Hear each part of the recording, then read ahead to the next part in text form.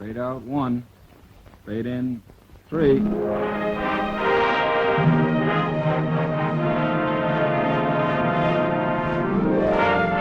Pizza Flix Television Division presents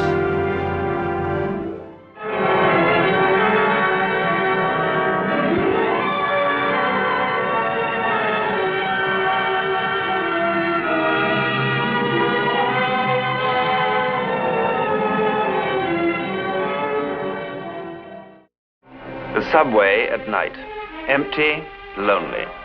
The great crush is over. The multitudes have long since been hurtled through the dark tunnels from their work to the safety and warmth of their homes.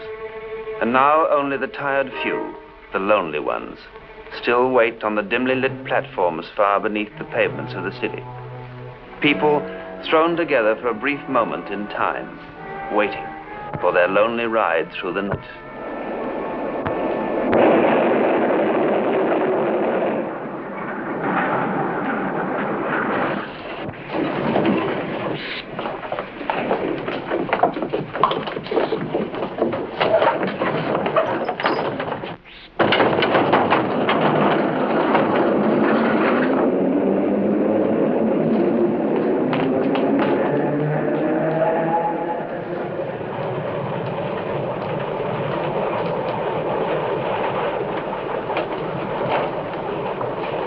Well, the boys in blue.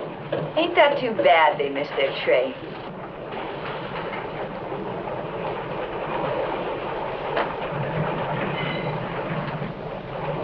Now the question is, which one of us are they after? Which one of us parked his car in a loading zone? Yeah, that's the only thing that would get him out this time of night.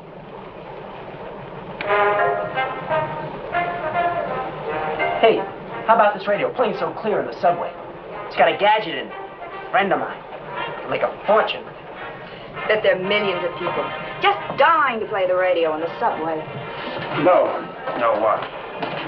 The police. Listen, we should all go out in front and tell the motorman to stop the train. Stop the train right now. I think I know who the police are looking for. Turn that off. So the police are looking for somebody, so what? Ain't they always? Whoever they're looking for. He, she. Thank you, doll. I didn't think you'd noticed. Well, whoever it is they are looking for. Got about 12 minutes before we pull into Union Square. 12 minutes? You can live a lifetime in 12 minutes. You can die in 12 minutes. You can wash the world and hang it up to dry in 12 minutes. Bet you can't sober up in 12 minutes. You can shake the universe until it hollers uncle. You can change the destiny of generations yet unborn. Or you can take a little nap, which is far more sensible. We should go up in front and tell the motorman to stop the train immediately. The police... What's the matter, mister? You object to the poor sucker having his 12 minutes. Don't any of you know who they're looking for? You tell us. Well, it was on the radio just about a half hour ago. That terrible murder. Haven't any of you heard? Well, go on, friend. Barnes is the name. J.F. Barnes. They brought every available police officer in the city to this area. My wife begged me not to leave the house. She was so upset, but we have an inventory tonight. 2 people. First a man and then a woman. Hacked to death in the alley behind the bus station. It's getting so you just can't. Hey, that's only a couple of blocks from where we got on this train. Yes. And it's very possible... Well, we're the only ones that got on the train at Roscoe Street. The police must have been after one of us. One of us? Any ideas, Mr. Barnes, or shall we make a lottery out of it? We must go to the motorman and have him stop the train. Why? Why? Well, what if one of us is the killer? What if one of us is? Look, the cops are running after something. Yeah, they had their guns out. They were ready to shoot. All right, what if one of us is? I can't understand your attitude at all. Look, suppose we do stop the train. What'll we gain? This train is just like a prison right now. Nobody can get into it, nobody can get out of it. We're heading for the tunnel under the river. In about 9.5 minutes, we'll pull into Union Square. Now, if we all just take it nice and easy, the time will pass and the chances are that nothing will happen. Yes, but a maniac. He's not responsible for his actions. And if he's here, the police have this train spotted. They'll meet him at the station, won't they? That's right. By stopping the train now, we'll only force him into taking action, and maybe he doesn't want to do any more killing than he has to. Ah, civilization, what sins are committed in thy name? But why should he want to kill us? He wouldn't want to kill us. Are you suggesting that we just stand here and pretend like we're taking a nice, safe, sane ride? That's what I mean. Well, I'll vote for that. Oh, you don't have to stand, Mr. Barnes. You can sit down.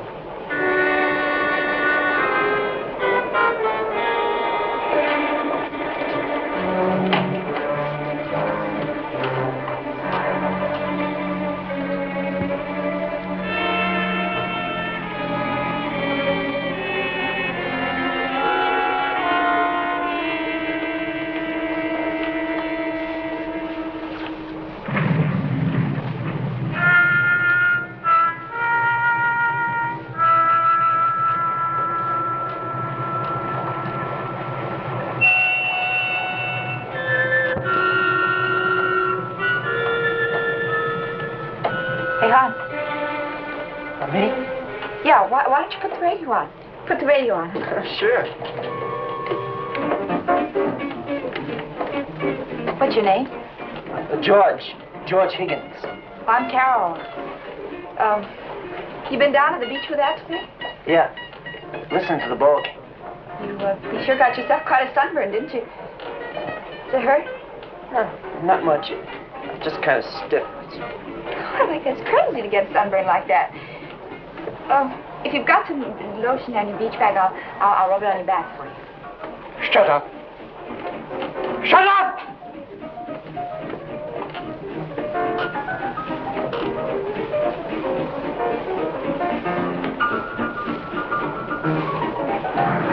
What's that? What is it? Just changing tracks. Sure. Sometimes the lights go out. This is your madcap merrymaker, Mary Mal Maskins. We'll spin our next platter in a moment, cats, but we've got a news bulletin from the press room first. 11:45 p.m. The police have now found the knife believed used by the homicidal maniac who killed 2 persons behind the bus depot in Brooklyn tonight. The knife is being examined for fingerprints that might lead to the killer's identity.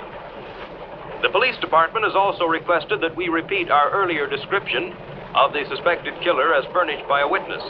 The description... Well, hey! We don't want to hear the description, do we? We don't want to know which one of us is the killer, do we? I wish I took a cab. Now, look, we've only got another 6 or 7 minutes. Let's all relax. Let's not start hating each other. Why not? Why should we be the exceptions? It's a world movement. Sure. What's with you, anyway? I'm a product of my time. A gentle soul in the age of the atom. Gentle soul. Wino. The wino who was a man. A man? When? In 1870? We are all creatures of the night, huddled together in our womb of fear. We have pity, but only for ourselves. Creatures of the night. Just what do you mean by that remark? I'm an actress, see? And I can prove it. When did you stop pitying others, friend? When I stopped loving others. Ha! Look at the lover. And now? Now I merely exist, doing what I must to stay alive and watching the dance of death. Now you feel nothing for others? Nothing. Not even hate? Hate? For these ridiculous fools? Much too fine an emotion. Look at them. This Eden built for them by the Lord. This paradise. This jewel. This loveliness. And look what they've made of it. A slaughterhouse dripping with blood. How the Lord must anger. I need a drink. Think a strychnine, if you ask me. Easy now. Take it easy. Well, why doesn't he stop shooting off his mouth? You know what he is? He's a blabbermouth hypocrite. Well. Talking about Eden and sinning and all that sort of thing. Yeah, and I know just who you were directing your conversation to. I'm not such a fool. I wasn't born yesterday. Creature of the night, huh? Who do you think you're talking to? And what makes you so lily-white anyway? Answer me that. Oh, Carol, lay off him, Carol. It just ain't worth it. Oh, ain't it? Sure, it's worth it. It's good for her. I know all about these puritanical hypocrites. I could tell you plenty of stories. And if you asked me who I thought the killer was, you know what I'd say? You old bum. I could just see it. Standing in the alley, watching the sinners in their dance of death. I can just see you enjoying something like that. And listening to that sinful music with its hot licks. I'll bet that kind of stirred you up a little, didn't it, you old hypocrite? Got your blood? Made you kind of dizzy watching the dances that way, didn't it? Stop it! What'd you do that for? What'd you do that for, huh? She's a woman. He shouldn't have done anything like that. She's a woman. Sure, now settle down. Here we are, all cooped up with a homicidal maniac.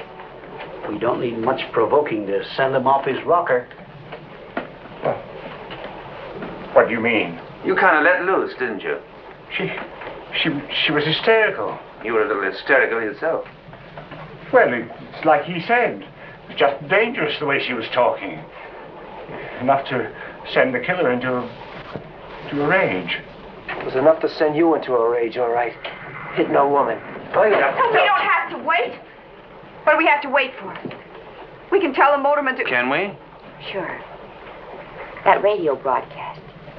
They said they found the killer's weapon. Well, if he's unarmed and he tries something, he wouldn't get very far. It'd be 4 against 1. See? Well, that's right. I'm going to go up and tell the motorman to pull up. There must be other people in the other cars, too. We could...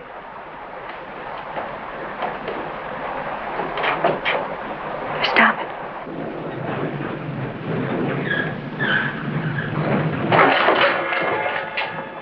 It's probably just a signal stop. To let another train go by.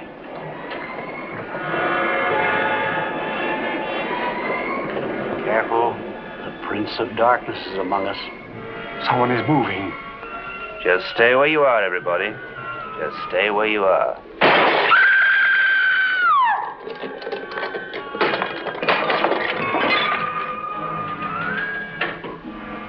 Still going for the motorman? We're stalled. We're not moving. I think perhaps you'd better wait. Why? Our killer isn't unarmed any longer. What? Looks like something's missing. Yeah. The axe.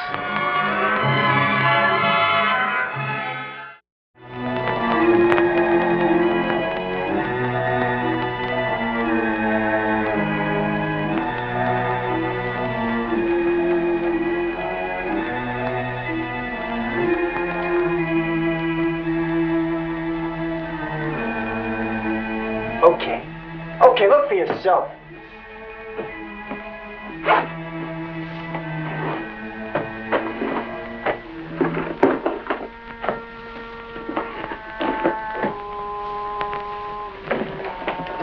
Let's have it. I had the axe. You? Yes. No. It isn't me. I took the axe to defend myself. To defend us. Even if he is unarmed, a homicidal maniac can have superhuman strength. So you took the axe to defend us, huh? Yes. Yes, don't you understand? Now we're all right. Now we can control him. Control who? The killer. I know who it is. I know who the killer is.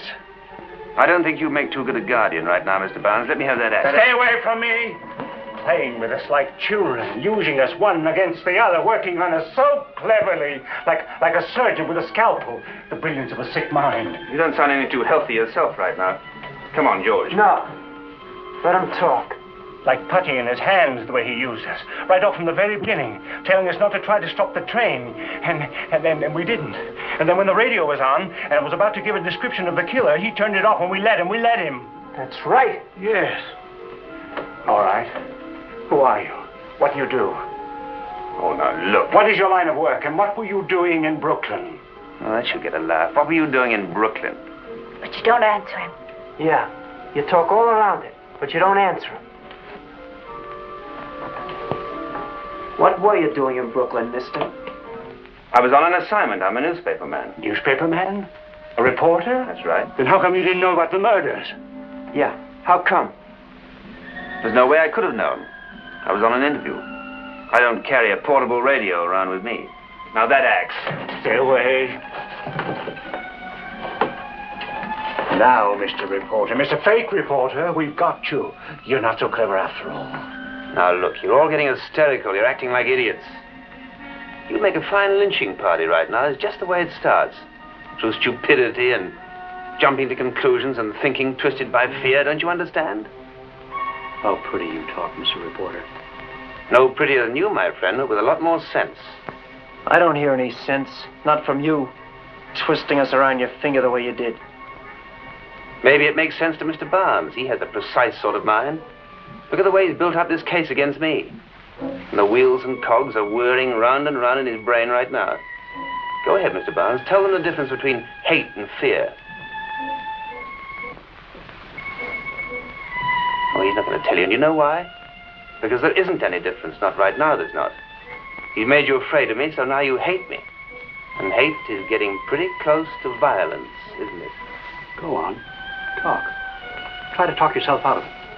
Won't do you any good, but go ahead. It did Mr. Barnes some good. He's talked you into thinking that I'm the killer. Now, look, we're stalled here. We're waiting for the right of way. I don't think anyone should have that axe. Don't you try anything. Don't you dare. Maybe the real killer will try something. I think we've got the real killer. I think Mr. Barnes is right.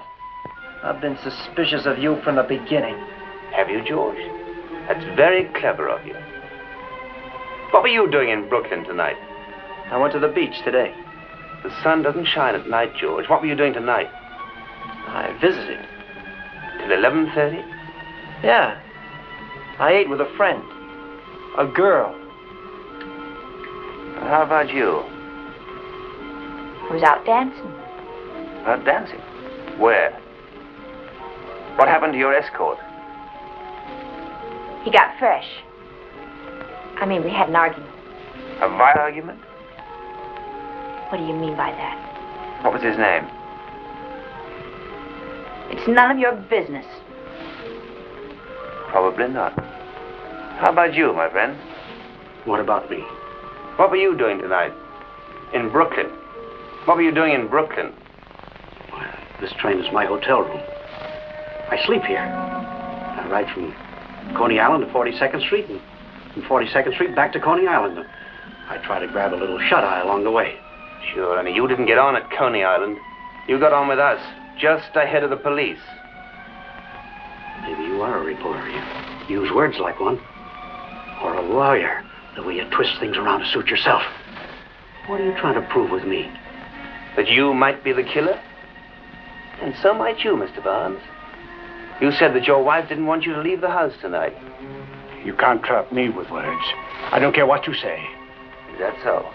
It's too bad you had to make inventory over at your place tonight. But isn't that rather a peculiar time to take inventory almost at 12 o'clock at night? Which one of us couldn't be the killer?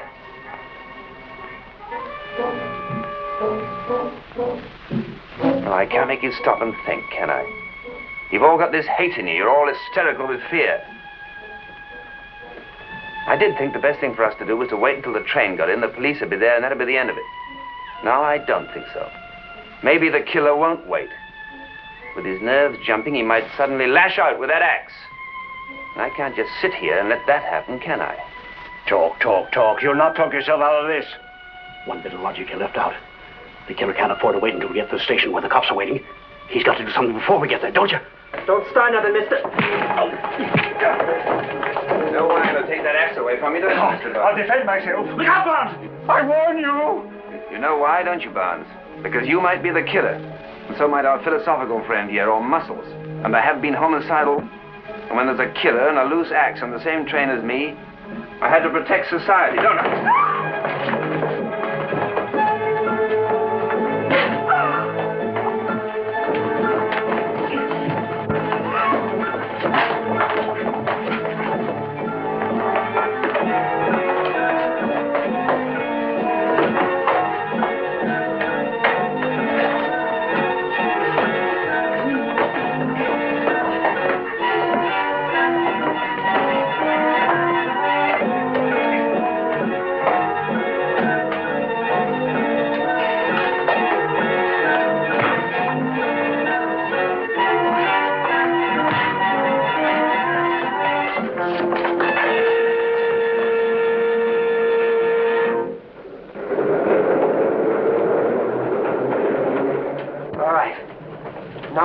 tracks.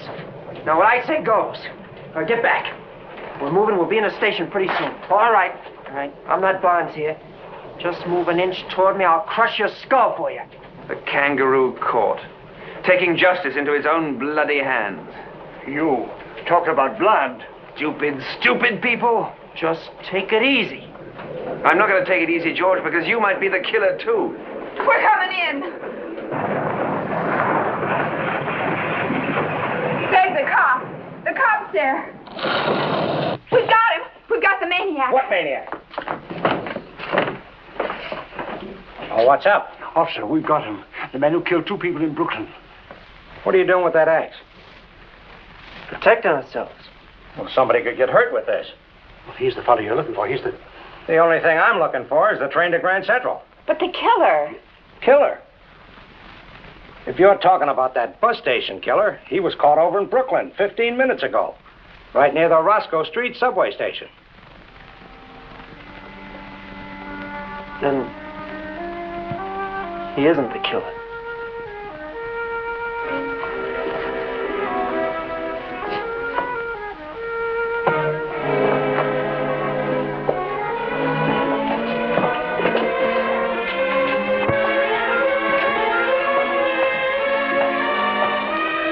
Thanks, officer.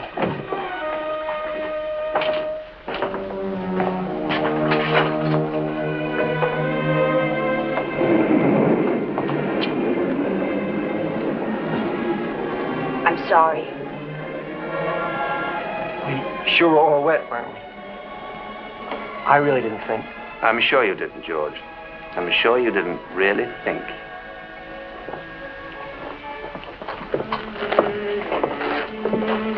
In the end, I was right, huh?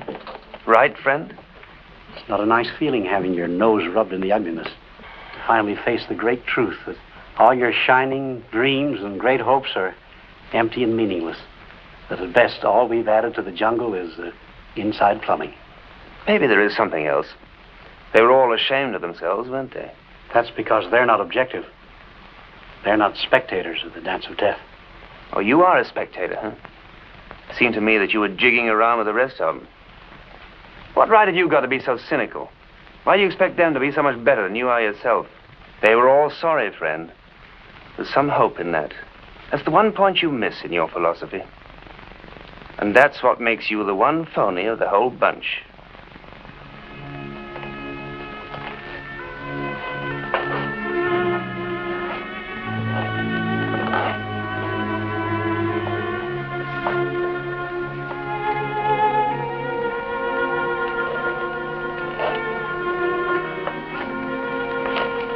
Must have been a pretty rugged going there with that bunch, huh?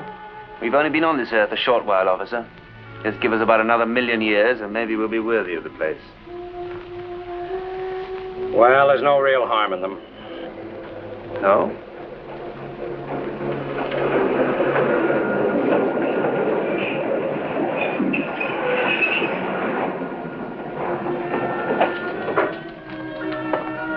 Officer, have a nice ride.